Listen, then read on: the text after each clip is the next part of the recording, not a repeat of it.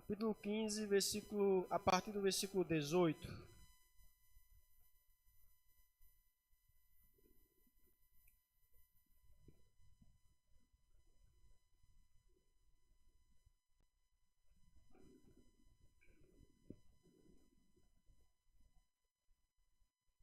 João, capítulo 15, a partir do versículo 18, até o final do capítulo, versículo 27.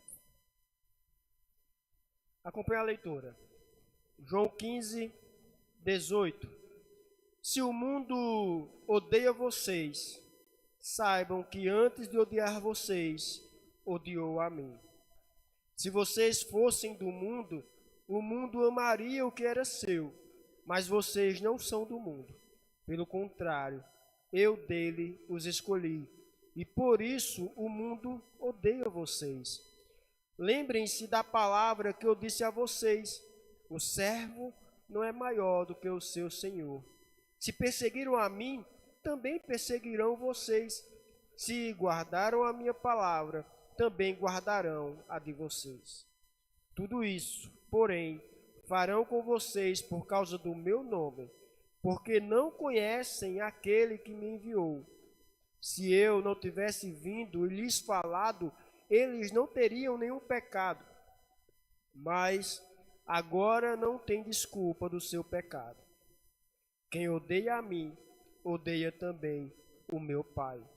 Se eu não tivesse feito entre eles as obras que nenhum outro fez, eles não teriam nenhum pecado. Mas agora não somente viram, como também odiaram tanto a mim como meu Pai. Isso, porém, é para que se cumpra a palavra escrita na lei deles: odiaram-me sem motivo. Quando, porém, vier o Consolador, que eu enviarei a vocês da parte do Pai, o Espírito da verdade, que dele procede, esse dará testemunho de mim, e vocês também testemunharão, porque estão comigo desde o princípio. Feche seus olhos, irmãos, oremos. Senhor nosso Deus, somos gratos, estamos alegres com o privilégio de todo o culto até esse momento, ó Pai, com cada leitura da Tua palavra, com cada cântico, com cada oração. Somos gratos a Ti, ó Deus. Nesse momento, mais uma vez, te pedimos que o Senhor ilumine as nossas mentes e que, apesar de mim, a Tua palavra e o Teu Espírito venha edificar os corações aqui presentes nessa noite, Deus. É assim que oramos, em nome de Jesus. Amém. Irmãos, um homem se converte a Cristo, é convertido por Cristo, e acontece uma coisa curiosa na vida dele. Ele para de beber, ele para de gastar o dinheiro no fim de semana apenas, com vícios, e leva agora para dentro da sua casa. Ele começa a tratar a mulher com respeito, ele começa a dar mais atenção aos filhos, a chegar cedo. E aí no começo todo mundo aprova o seu comportamento. A sogra elogia, o vizinho comenta: ah, olha ali, não é que fulano se endireitou, não é que fulano colocou um prumo na vida. Até o dia, irmãos, muitas vezes, que alguém pergunta o que aconteceu com ele, e aí ele responde: foi Jesus. Jesus me converteu, eu conheci Jesus. E aí, algumas vezes, muitas vezes, a temperatura muda. O elogio da parte daqueles do convívio acaba se tornando silêncio. O assunto às vezes muda o rumo, começa muitas vezes as piadinhas. Ah, não, cuidado aí agora com fulano, que fulano agora virou santo. Agora fulano é crente. No serviço aparece o apelido. No meio da família, às vezes, né, tem aquele parente que revira os olhos quando ele abre a boca para falar das maravilhas de Deus, principalmente. E aquele mesmo homem que era exemplo até semana passada, agora ele virou o chato da roda. E repare no que aconteceu, porque o comportamento dele não mudou para pior. Pelo contrário, melhorou. As pessoas, elas não se voltaram contra a honestidade dele. As pessoas não se voltaram contra o dinheiro que agora ele deixa de gastar nos vícios e leva para sua casa. Eles se voltaram contra um nome, contra uma pessoa. Enquanto era só o rapaz que se endireitou, que colocou o prumo da vida, houve muitas vezes muitos aplausos. Mas quando entrou a palavra Jesus, eu encontrei Jesus, Jesus me converteu, aí muitas vezes também junto com isso entra a hostilidade para com aquela pessoa. Isso desmonta, irmãos, uma conta que quase todos nós fazemos por dentro, mesmo se a gente nunca ter pensado ou dito isso em voz alta. Que é aquele pensamento, não, se eu viver certo, o mundo ele vai me aceitar. Se eu viver certo, o mundo ele vai me aprovar. As pessoas vão gostar de mim. Se eu for um bom marido, se eu for um bom funcionário, um bom patrão, um bom vizinho, um bom cidadão, as pessoas vão me respeitar. Eu vou ser aceito, eu vou ser aprovado. E essa conta, irmãos, ela é lógica. Ela parece justa. Só que muitas vezes, na realidade, ela não fecha com o que a gente presencia. E aí, quando não fecha, vem aquele pensamento, às vezes, que talvez você nunca tenha confessado, mas talvez já tenha pensado: será que eu estou fazendo alguma coisa errada?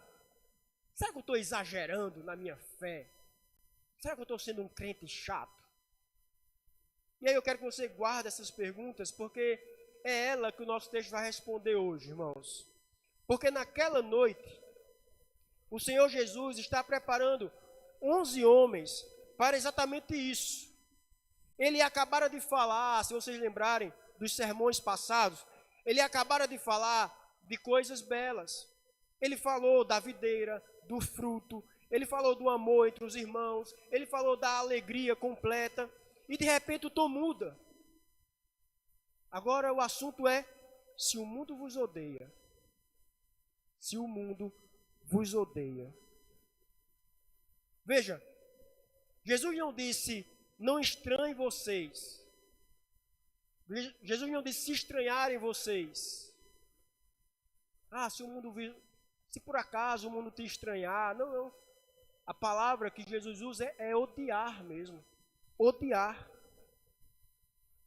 E ele repete essa palavra 7 vezes nesse texto que lemos hoje, nesses versículos que lemos hoje. Então, vamos ouvir o Senhor, irmãos. Uma palavra antes. Lá no capítulo 14, que meditamos algumas semanas atrás, Jesus disse: levantai-vos e vamos daqui. Jesus estava lá naquela sala onde teve a tão famosa Santa Ceia com os discípulos, onde Judas traiu e foi, aliás, onde Jesus revelou que havia um traidor e Judas se levantou e saiu. E aí, ainda no versículo 14, Jesus diz: levantai-vos, vamos daqui. Então é bem possível, portanto, que este ensino dos versículos que lemos hoje não esteja acontecendo mais naquela sala, não esteja acontecendo mais naquela mesa, mas agora a caminho ali pelas ruas escuras de Jerusalém, rumo ao Getsêmani, justamente aonde os soldados o prenderiam poucas horas depois. Então, se foi assim, como muito provavelmente é, imagine só uma coisa: o Senhor, ele está caminhando na noite, com os 11 ao redor, os 11 discípulos, né? Judas já tinha ido embora, falando do ódio do mundo, enquanto o mundo já se movia para prendê-lo. Então perceba que Jesus, ele não estava teorizando, Jesus ele não estava falando de uma conspiração, uma teoria da conspiração, não. Jesus estava andando em direção daquilo que ele já estava ensinando aqui a respeito do ódio. E notem a virada que acontece. Domingo passado, nos versículos anteriores, no domingo passado, o assunto era o amor. Amai-vos uns aos outros. Agora, de repente, se o mundo vos odeia. Domingo passado, amor. Agora, ódio. Não é... E aí você pode pensar, que mudança de assunto, Eric. Mas não é uma mudança de assunto, irmãos. É outro lado aqui da mesma moeda. Veja, entre os irmãos, amor. Lá fora do mundo, lá no mundo, ódio. Dentro, entre os irmãos, amor. Lá fora, ódio. Jesus está desenhando as duas atmosferas, irmãos, em que os seus discípulos viveriam. Aqui dentro, entre os irmãos, amor. Lá fora, ódio. E por que fazer isso justo agora, irmãos? Na última ceia, Cristo acabara de armar, na última noite, aliás, Cristo acabara de armar os discípulos para a batalha. E agora ele prepara para paciência, digamos assim. Ele não quer que aconteça com eles o que acontece com um marinheiro de primeira viagem, por exemplo, que é valente até o inimigo aparecer. E aí quando o inimigo aparece, aí ele fica trêmulo diante da batalha. Jesus então ele avisa antes para que nada os apanhe de surpresa. Para que os discípulos, quando se deparassem com o ódio do mundo, não fosse pego de surpresa. Então, vamos ouvir, a partir de agora, irmãos, o Senhor falar através do texto. Veja,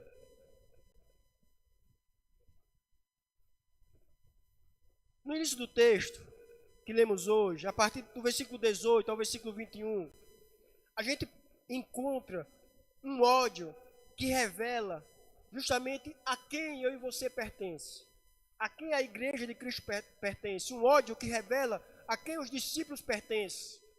A primeira coisa que Jesus faz é tirar dos seus discípulos uma ilusão. Versículo 18, veja, se o mundo vos odeia, sabei que primeiro do que a vós outros, me odiou a mim.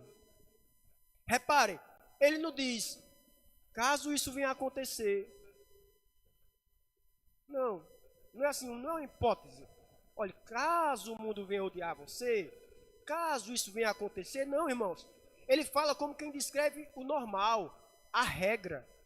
E a primeira palavra de consolo que ele dá, não é uma explicação agora, veja, é uma companhia. Antes de odiarem vocês, odiaram a mim. Pensem em quem foi odiado ali, irmãos. Jesus, ele nunca fez mal a ninguém. Um homem que curou doentes, alimentou famintos, recebeu as crianças, perdoou prostitutas, chorou diante do túmulo do amigo. Com certeza, o único homem que não merecia de fato ser odiado, que nunca deu brecha para ser odiado, foi ele. E no entanto, escribas e sacerdotes, fariseus e saduceus, judeus, romanos, todos eles que discordavam de tantas coisas, que não se davam bem muitas vezes em tantas coisas, todos eles concordavam em uma coisa e se uniram em uma coisa só, em destruir Jesus. E não descansaram enquanto não o crucificaram. Já ouviu aí fora aquele dizer, até na boca de artistas, né? De que não, Jesus foi uma ótima pessoa. O que estraga é o fã-clube. O que estraga é os crentes, é os cristãos. Como se a gente parecesse mesmo com Jesus, aí eles nos amariam. Só que uma conta não fecha, irmãos. Porque esse mundo matou Jesus. crucificou Jesus. Eles se uniram para isso. Ora, meu irmão, se foi assim com ele, por que seria diferente conosco? Porque muitas vezes buscamos algo diferente disso. Jesus diz no versículo 20, veja, lembrai-vos da palavra que eu vos disse, não é o servo maior do que o seu senhor. Se me perseguiram a mim, também perseguirão a vós outros, também perseguirão vocês. É um raciocínio simples, irmãos. O servo não é maior do que o senhor, eu sou o senhor, a mim me perseguiram, logo perseguirão vocês. Simples. Um raciocínio simples e sem saída. E aqui, irmãos, já quero meditar em algo que muda o modo como atravessamos a semana muitas vezes. Porque quando vier a zombaria, irmãos, e se você for um discípulo fiel, em algum momento ela virá. Quando vier a zombaria, quando vier as piadinhas, de formas pequenas e constantes, a pergunta que muitas vezes sobe aos crentes é: por que comigo? Por que eu estou passando por isso? E a resposta do texto não é a resposta do texto, irmãos. A resposta é: não é com você primeiro. Foi com ele. Você não está sendo tratado pior que o seu mestre. Você está sendo tratado como ele. Estamos aquém. Por mais perseguido que você seja, você não é perseguido como ele foi. Não tem ninguém nos colocando e nos crucificando numa cruz. Certo comentarista bíblico, ele faz uma pergunta comentando esse texto que gostaria de repassar para a igreja nessa noite. Será que merecemos ser tratados melhor do que Jesus? Somos melhores do que ele? Quando esse pensamento, irmãos, de murmuração subir ao nosso coração, aquele pensamento: não, eu não mereço isso. Eu não mereço isso. Lembre-se desse texto, irmãos. Lembre-se de que você só está passando um pouco daquilo que Cristo passou. Mas Jesus, ele vai mais fundo. E ele explica por que o ódio existe. Versículo 19. Observe o versículo 19. Se vocês fossem do mundo, o mundo amaria o que era seu. Mas vocês não são do mundo, pelo contrário, eu dele os escolhi, e por isso o mundo odeia vocês. Ouçam a lógica, irmãos. O mundo ama o que é dele. O mundo ama o que é dele. Isso é natural, irmãos. A gente se identifica. Pense em você no seu dia a dia. Você se identifica com quem? Com quem parece com você. Com quem tem semelhanças com você.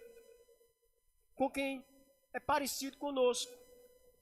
Enquanto você era do mundo, o mundo fazia o quê? Reconhecia você como um dos dele. Vocês jogavam o mesmo jogo. Vocês riam das mesmas piadas. Vocês corriam atrás das mesmas coisas, dos mesmos objetivos. Não havia atrito entre você e eles, e o mundo. Por quê? Porque não havia diferença. Não havia diferenças significativas. E aí Cristo, ele te tirou de lá.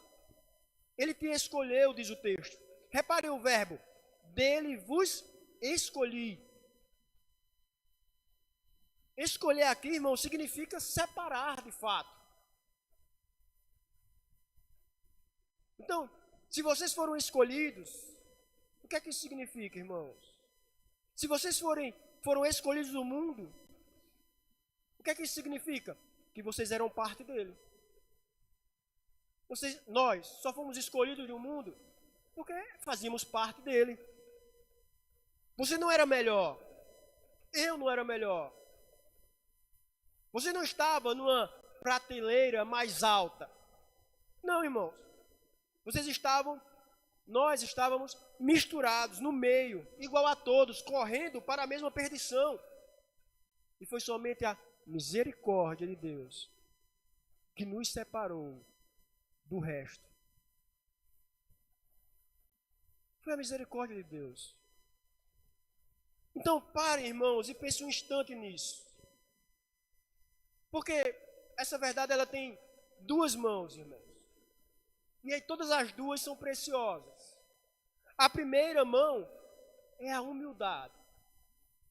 Se hoje o mundo te acha estranho, meu querido, não levante o queixo.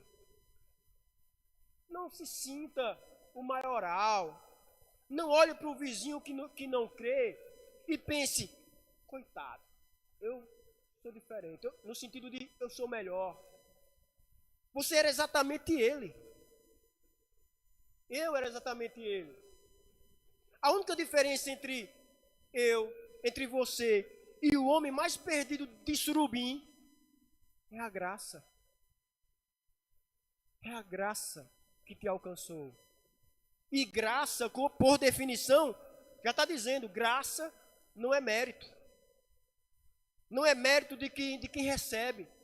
Não é porque você era mais inteligente, porque você era mais esperto, porque você ouviu o evangelho, pensou e disse, a decisão mais esperta é essa, a decisão mais inteligente é essa. Não, irmãos. Todo desprezo pelos de fora é sinal de que a gente esqueceu de onde a gente foi tirado. Essa é a primeira mão. Que essa verdade nos protege. Nos protege do orgulho. E nos faz humilde. Porque foi Ele que nos escolheu.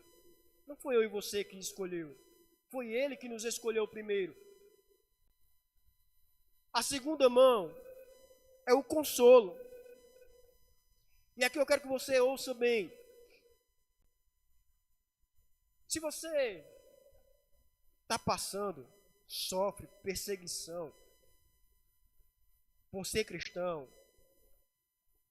o ódio que você sente é justamente a prova de que a separação ela é real. Se você é perseguido por ser cristão, por ser fiel a Deus, esse ódio que você sente da parte do mundo, da parte de alguns, é justamente a prova de que a sua separação do mundo, ela foi real, ela é real. A perseguição, irmãos, é como a marca ali do ourives na prata e no ouro verdadeiro.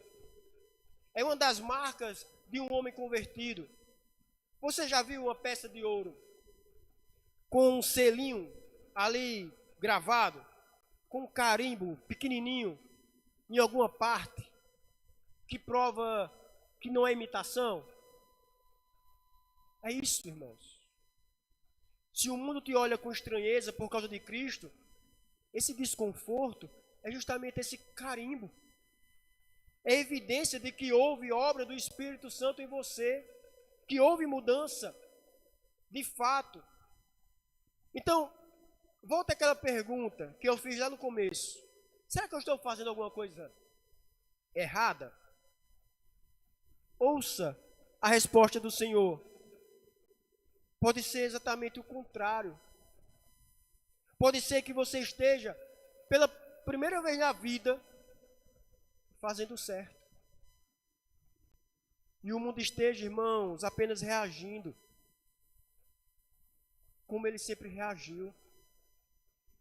Mas agora, alguém pode sair daqui e pensar, ótimo, então quanto mais gente me detestar, mais santo eu sou.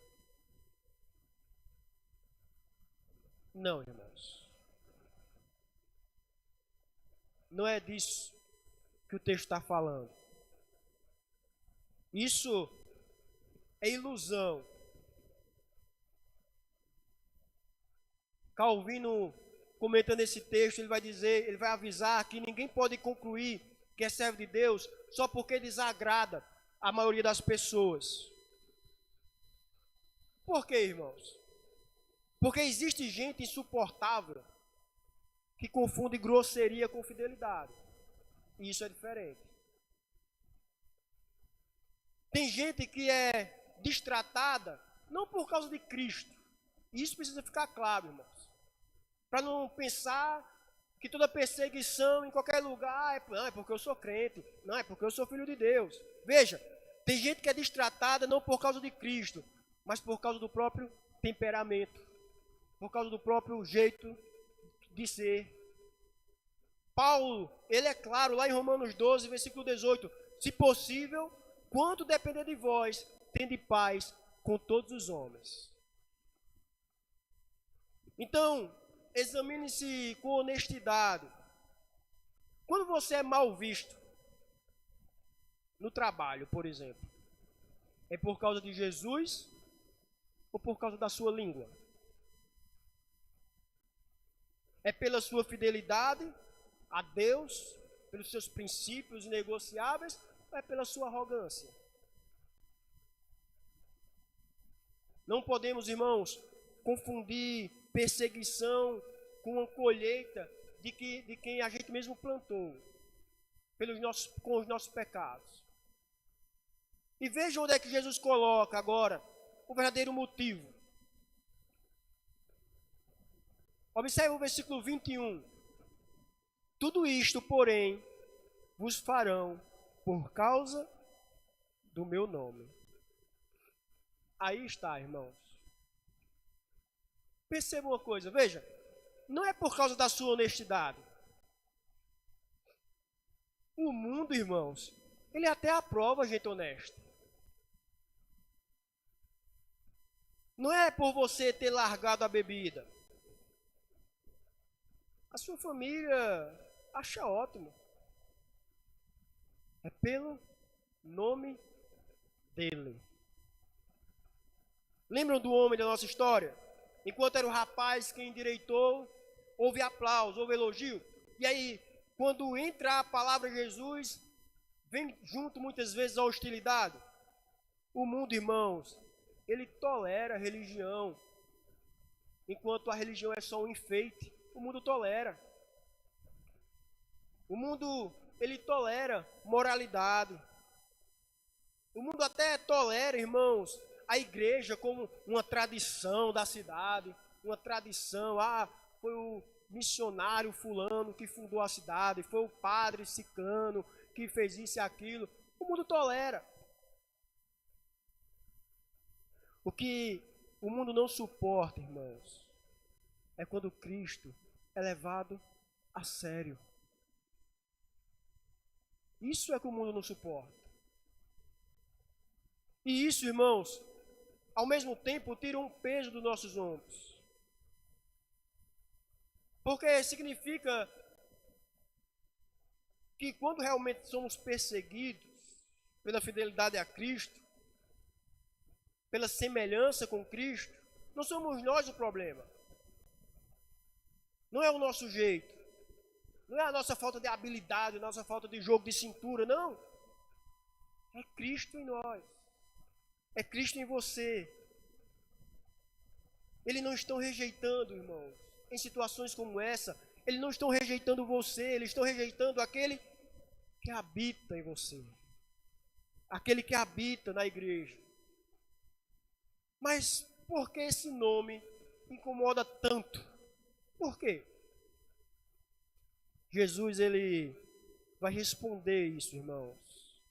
Observe agora, dos versículos 22 ao 25, que a gente encontra o outro lado desse ódio. Do versículo 22 ao 25, agora a gente encontra um ódio que condena o mundo. Até aqui, lembre, o ódio nos disse algo sobre nós, que fomos separados, que pertencemos a Cristo. Agora Jesus, ele vira esse espelho e mostra o que o mesmo ódio diz sobre o mundo. E o que ele diz é muito grave. Versículo 22, veja. Se eu não viera, nem lhes houvera falado, pecado não teria. Mas agora não tem desculpa dos pecados.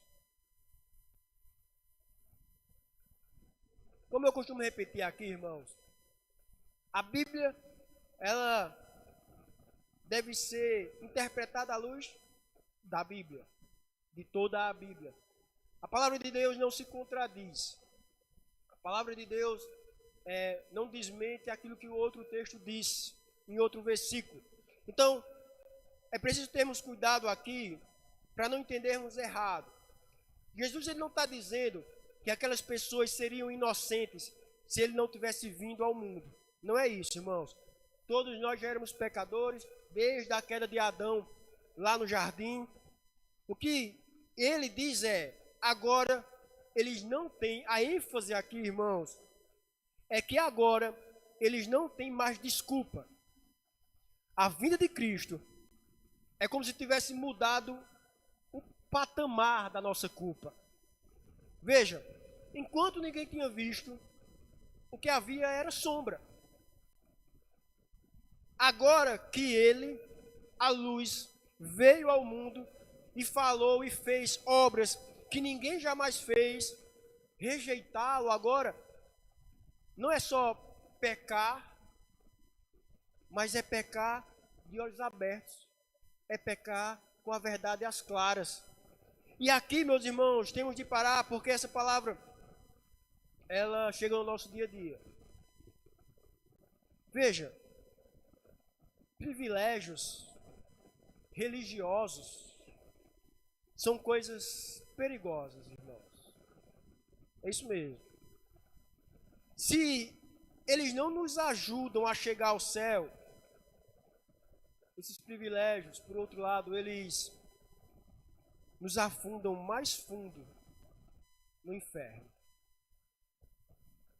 Porque privilégio, irmãos, aumenta a responsabilidade. Lembram de Lucas 12:48? A quem muito é dado, muito lhe será exigido. Pense por um instante em quantos privilégios você tem. Você tem uma Bíblia aqui no seu colo, lá na sua casa, coisa que em outras épocas homens morreram queimados para conseguir. Você tem um prédio, um salão de portas abertas todo domingo com a palavra sendo pregada com fidelidade, sem que ninguém precise se esconder, sem que ninguém precise temer a vida, porque está cultuando ao Senhor. Alguns de vocês têm ou tiveram pais ou avós crentes que oraram por vocês com o seu nome na boca deles. Você é convidado, semana após semana, a se reconciliar com Deus no culto ao Senhor. E aí a pergunta é, o que é que você tem feito com isso? Com os privilégios? Porque em igrejas afora, irmãos, existe aqueles que ouvem a mesma verdade há anos e continuam exatamente onde estavam. Que ouve desde a infância, na escola dominical, ouve na adolescência, ouviu no casamento, ouviu no enterro do parente, no culto fúnebre, e nunca se rendeu. E nunca se entregou. E nunca creu em Cristo, verdadeiramente. E o perigo dessa vida não é ficar parado, irmãos.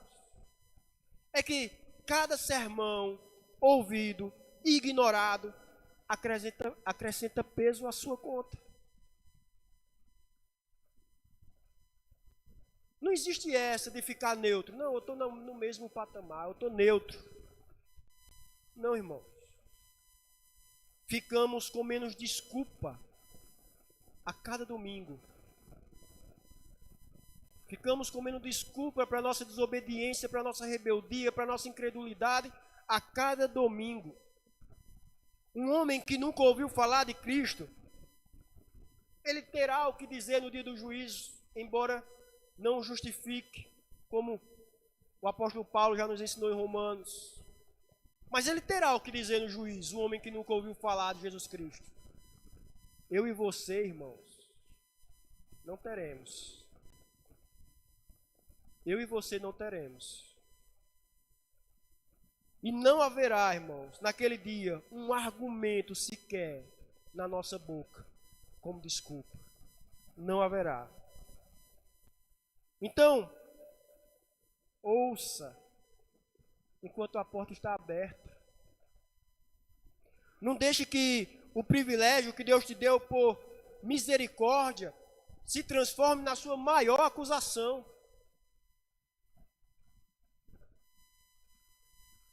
Mas o texto ele vai além, irmãos. Ele vai ainda mais fundo e chega ao coração do nosso assunto no versículo 23. Observe o versículo 23. Quem me odeia, odeia também a meu Pai. Versículo 24, veja, depois de falar das obras, aí mais à frente ele vai falar também. Não somente tem eles visto, mas também odiado, tanto a mim como a meu Pai. Aqui, irmão, Jesus, ele desmonta uma ideia muito comum em cidades afora. A ideia de que, e talvez você já ouviu isso algumas vezes, eu creio em Deus, mas não me venha com essa história de aceitar Jesus. Não, eu creio já em Deus, não venha com essa história de aceitar Jesus. Eu tenho a minha fé, você tem a sua fé, cada um na sua. Deus é bom, o resto é o que eu sei é que Deus é bom, que o resto é invenção religiosa. Esses compromissos aí com Cristo, isso é invenção religiosa. Discursos que às vezes parecem até humildade. Mas Jesus diz que não é. Veja, rejeitar o filho é rejeitar o pai. Não existe, irmãos, um Deus lá em cima, generoso e ao mesmo tempo vago, que possa ser amado enquanto eu e você desprezamos a Cristo, por exemplo. Enquanto eu e você se recusamos a ser servos de Cristo. Quem odeia o filho, odeia o pai. Porque o filho é a imagem exata do pai. E aí eu vou até abrir um parênteses aqui que eu nem tinha pensado em falar, irmãos. Mas se ainda existe alguém aqui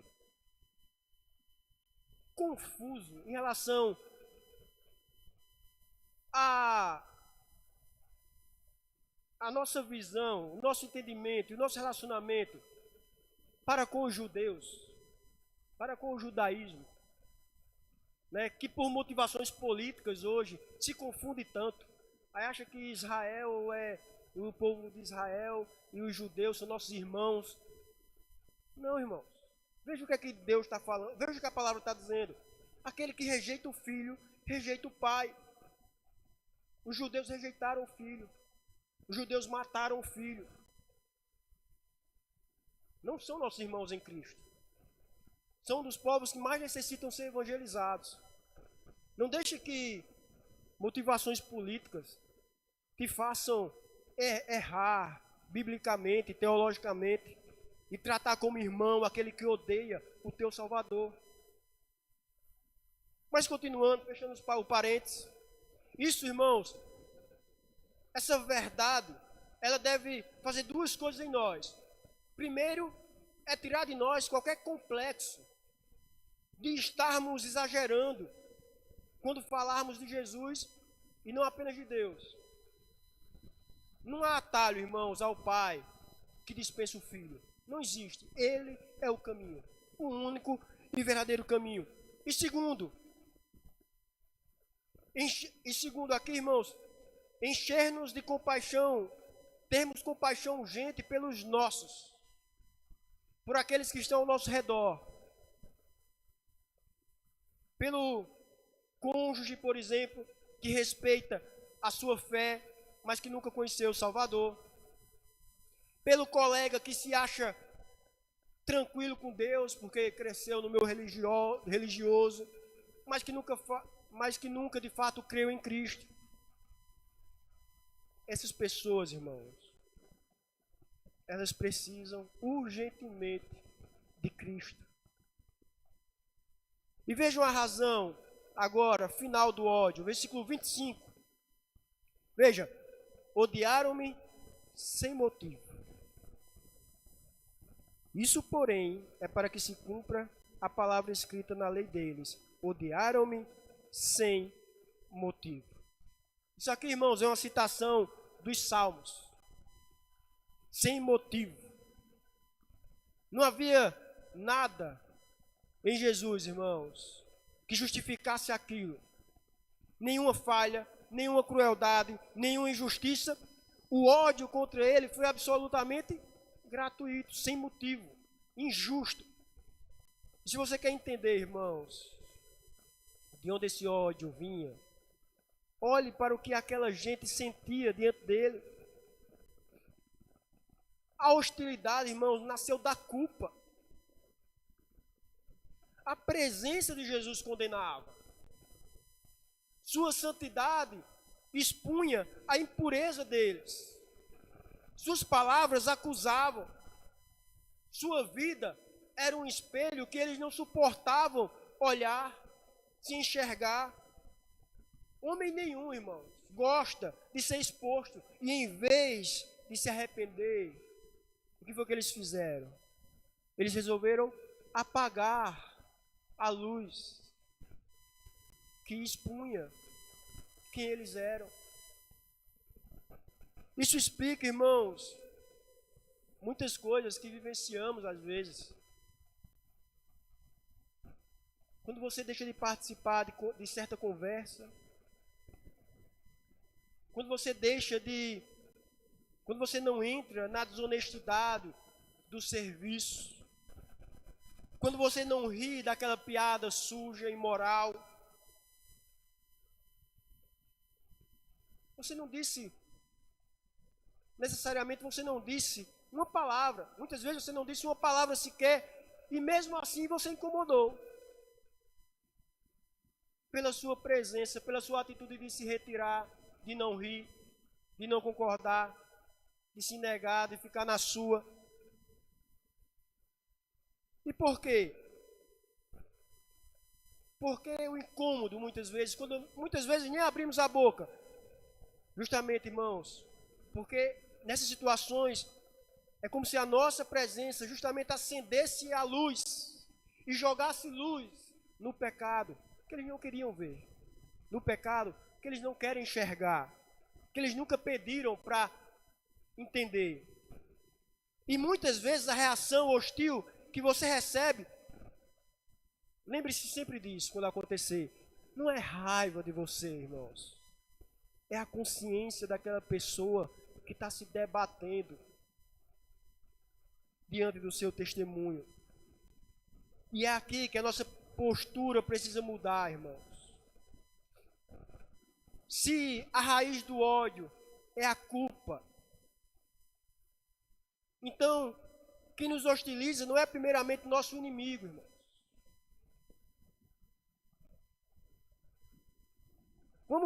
Observe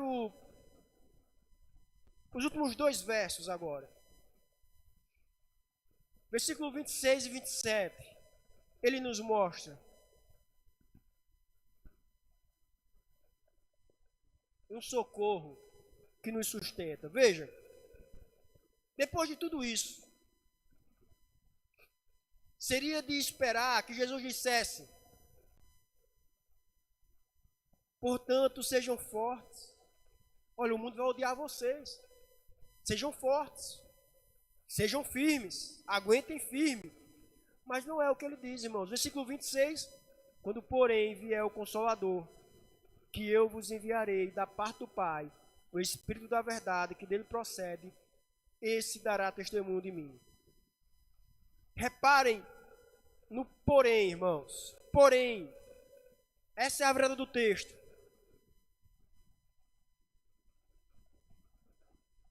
Começamos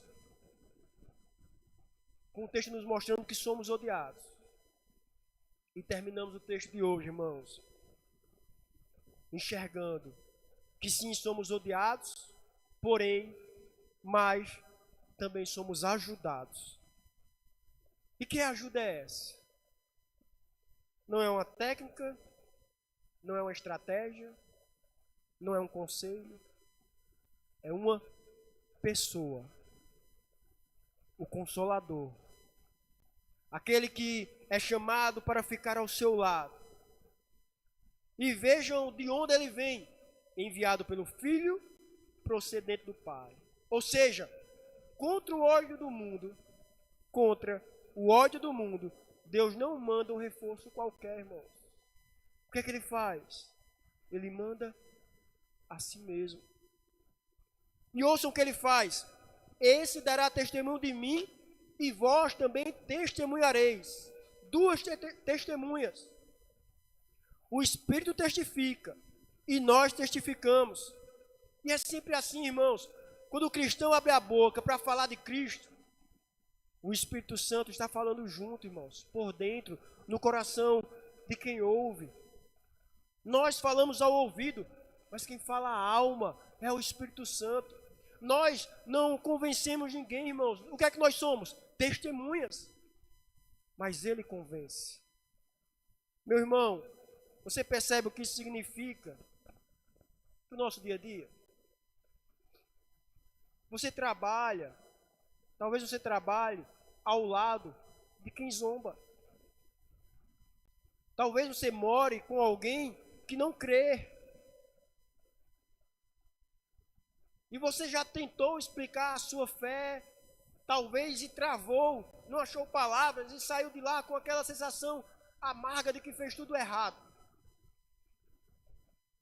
Até pensou assim, não, eu não sirvo para isso não, eu não sei o que falar. Ouça, irmãos, você nunca esteve sozinho naquela conversa. E você nunca estará sozinho em outra conversa sobre Cristo. Enquanto a sua língua, você achava que estava tropeçando, havia outro ali, irmãos. O Consolador trabalhando ali, que você não via. O Espírito Santo, irmãos, não depende da nossa eloquência. Não, irmãos. Ele usa a palavra torta, errada, do trabalhador simples, do analfabeto. Ele usa o testemunho simples do cidadão, meu e seu. Ele usa a resposta rejeitada do jovem na escola, do senhor com seu vizinho. E ele faz aquilo alcançar lugares que nenhum argumento, irmãos, por mais eloquente que seja, possa chegar. Irmãos, a obra não é sua. Não é sua, irmãos. O que é que você é? Testemunha. Quem convence é Ele. Essa obra de convencimento é dele. E isso, irmãos, nos guarda de dois erros. Dois erros. O primeiro é o orgulho, né? De achar que a coisa está no nosso poder, que depende do nosso jeito, da nossa eloquência, da nossa capacidade intelectual. Ah, é porque eu conheço muitos argumentos, eu sou um bom apologeta da fé. E o segundo erro, irmãos, que isso nos protege é a falta de confiança também. Jogar fora a lança e o escudo assim que a aprovação aperta. Porque olhamos para a nossa fraqueza, para a nossa simplicidade e desistimos. Perceba, enquanto uns confiam demais em si mesmo, outros confiam de menos em Deus. Enquanto alguns confiam demais em si mesmo na conversão de quem ele evangeliza, outros confiam de menos em Deus, achando que Deus não pode converter alguém porque a sua evangelização é simples, porque o seu falar é simples. Não, irmãos. Agora, deixa eu lhe contar uma cena da Escritura que vai ilustrar isso melhor. do que qualquer explicação. O profeta Eliseu, ele estava numa cidade, irmãos, chamada Dotã, lá em 2 Reis, capítulo 16, se eu não me engano. Se estiver errado, pode me perguntar depois, que eu lembro. O profeta Eliseu estava numa cidade chamada Dotã, e o rei da Síria mandou um exército inteiro cercar a cidade só para pegar aquele homem. De madrugada, então, o servo de Eliseu, ele levanta, ele sai de casa e vê aquilo. Ele vê cavalos, carros, soldados por todos os lados. E aí ele entra em pânico. Ele diz: ai, meu senhor, o que é que faremos, Eliseu? Repare, ele estava vendo a realidade. Os soldados estavam ali, os carros estavam ali. Não era imaginação dele, não. Mas Eliseu não discutiu a contagem dos soldados, dos cavalos, dos carros, não. Ele orou: Senhor, abre-lhe os olhos para que veja. E Deus abriu os olhos do rapaz. E o texto nos mostra que ele olhou de novo para o mesmo monte e viu que estava cheio de cavalos e carros de fogo ao redor de Eliseu. Veja, o socorro sempre esteve lá. Ele é quem não enxergava.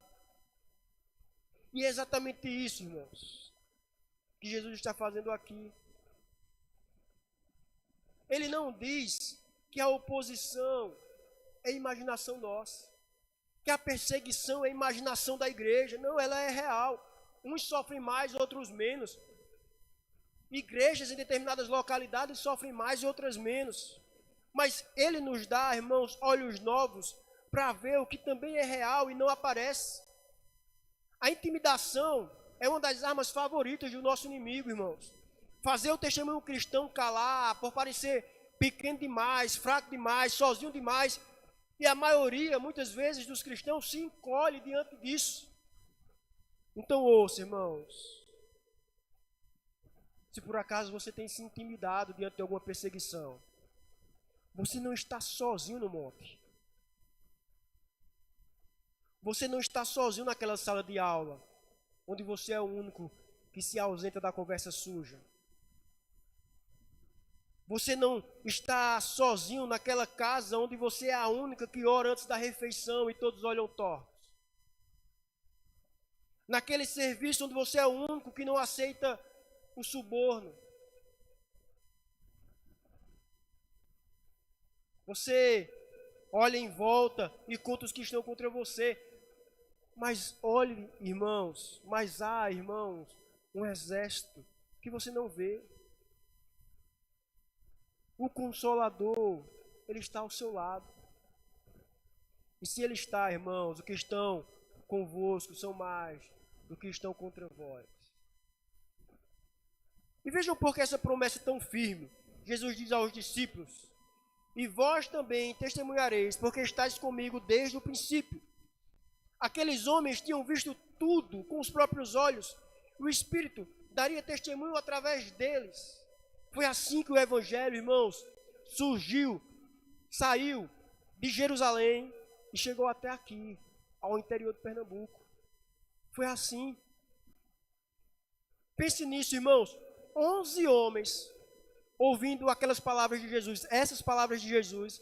11 homens ouvindo, 11 homens assustados, andando na noite, ouvindo que o mundo os odiaria. Humanamente falando, irmãos, aquele movimento devia ter morrido pouco tempo depois. Tentaram matar esse movimento pouco tempo depois. E, no entanto, você está sentado aqui essa noite, porque o testemunho deles não morreu. Sabe por quê? Porque o Espírito de Deus estava com eles, irmãos. E esse é o mesmo Espírito que está conosco, que está com essa igreja. E aqui está a promessa que deve levantar a cabeça dessa igreja em Surubim, irmãos. Aqueles que são diferentes do mundo serão condenados por eles, mas será através deles que o mundo será virado de cabeça para baixo. Escute, aqueles que são diferentes do mundo, a igreja, serão perseguidos, condenados pelo mundo, mas será através da igreja que o mundo será virado de cabeça para baixo, ou melhor, de cabeça para cima. Foi assim em Jerusalém, foi assim em Roma, e pode ser assim em Surubim, irmãos. Não pela nossa força, irmãos, mas pelo testemunho de gente comum como nós. Pelo testemunho de gente comum, ao lado de quem caminha com o Espírito da verdade.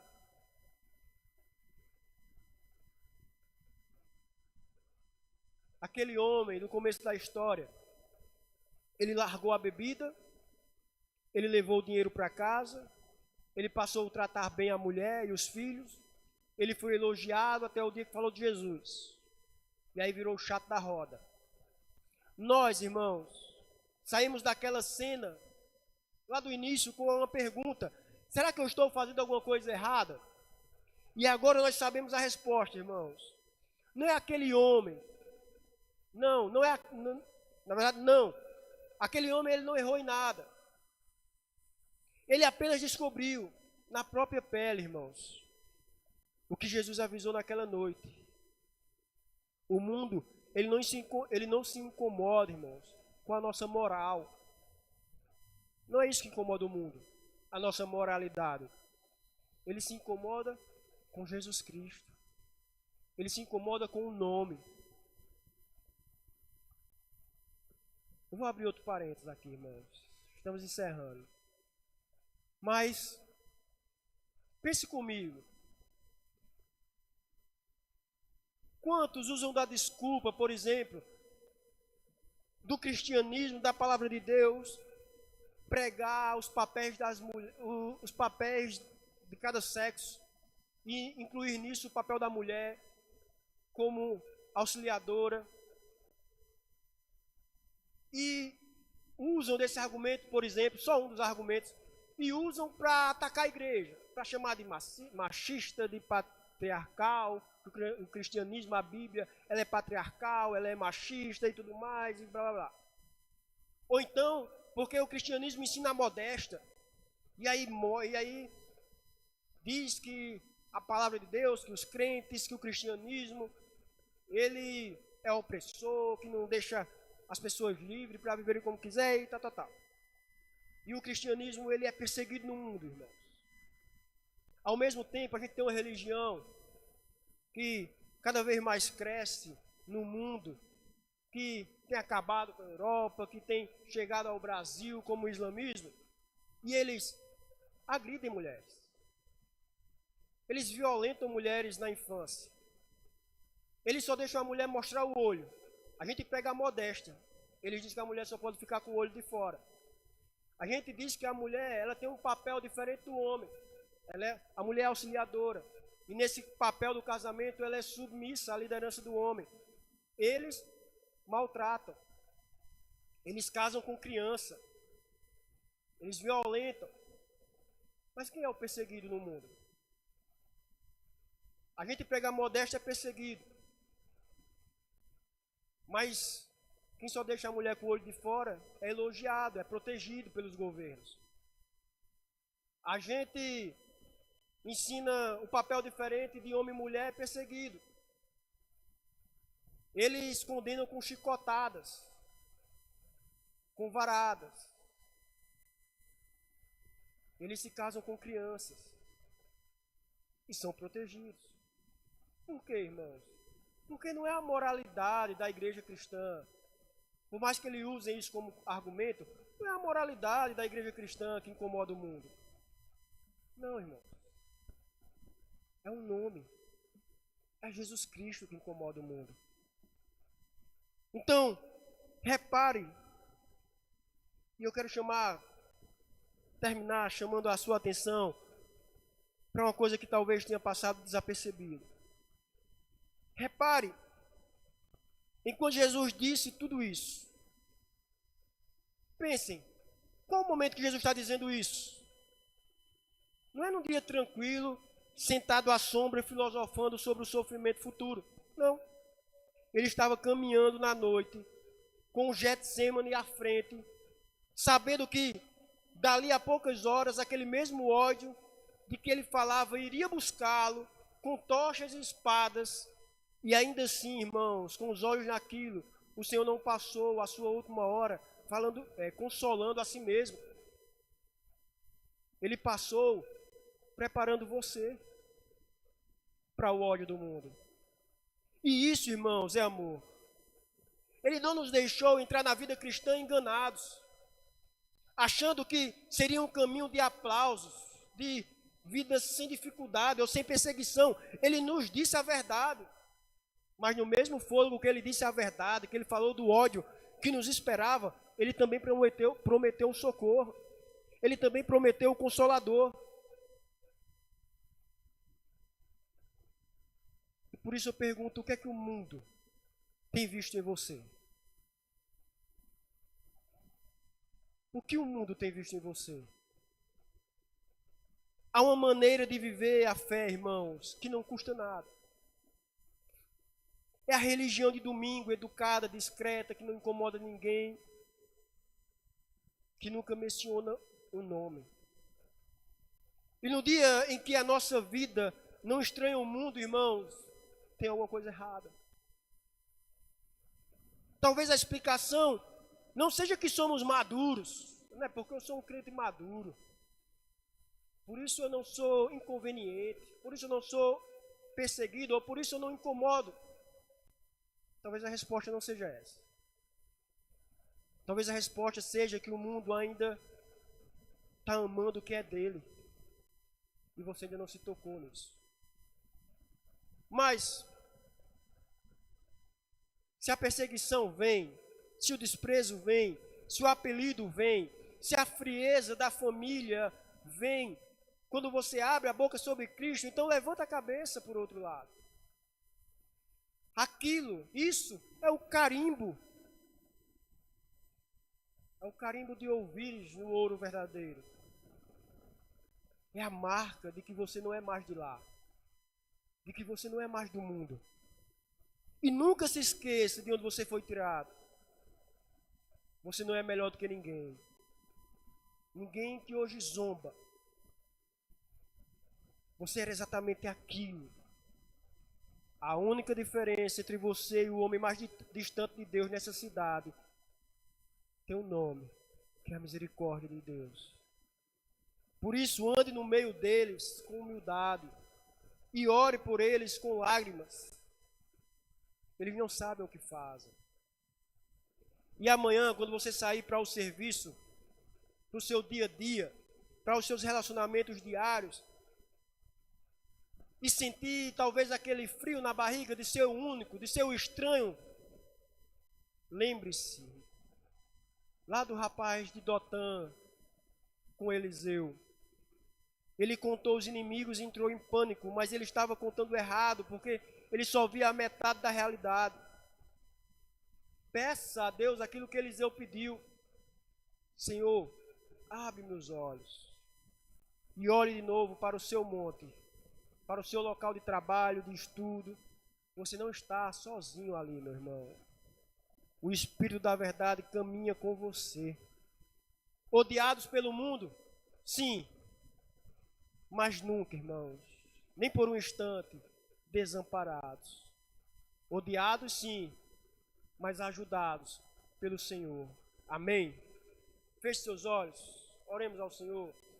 Senhor nosso Deus e nosso Pai, te agradecemos, Senhor, pela Tua palavra nessa noite, ó Deus.